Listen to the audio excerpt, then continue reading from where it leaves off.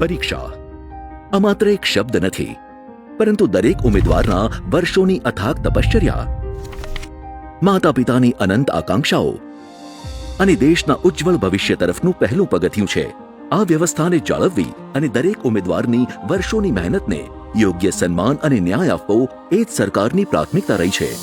અને એટલે જ માનનીય પ્રધાનમંત્રી શ્રી નરેન્દ્રભાઈ મોદીજીના માર્ગદર્શન હેઠળ કેન્દ્ર સરકારે યુવા પેઢીના ભવિષ્ય સાથે ચેડા કરનારા અસામાજિક તત્વો સામે અપનાવ્યું છે પેપર લીક અને ગેરરીતિ સામે ઝીરો ટોલરન્સનું આકરું વલણ, જે અંતર્ગત જાહેર પરીક્ષાઓમાં પારદર્શિતા સુનિશ્ચિત કરવા અને ગેરરીતિઓ અટકાવવા માટે પબ્લિક એક્ઝામિનેશન્સ એમેન્ડમેન્ટ વિધેયકને સંસદીય મંજૂરી પ્રાપ્ત થઈ છે. પરીક્ષા વ્યવસ્થા સાથે ગેરરીતિ કરનારા ગુનાહિત તત્વો સામે 10 વર્ષ સુધીના કારાવાસ અને ₹10 કરોડ સુધીના આકરા આર્થિક દંડ સહિતના અત્યંત કડક દંડાત્મક પગલાં લેવામાં આવશે.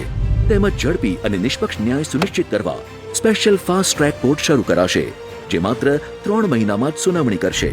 પેપર લીક અને ગેરરીતિ સામે કેન્દ્ર સરકારના ઝીરો ટોલરન્સના આકરા સંકલ્પથી જ મળશે દરેક મહેનતુ ઉમેદવારને પારદર્શી પરીક્ષા અને સુરક્ષિત ભવિષ્યની ગેરંટી.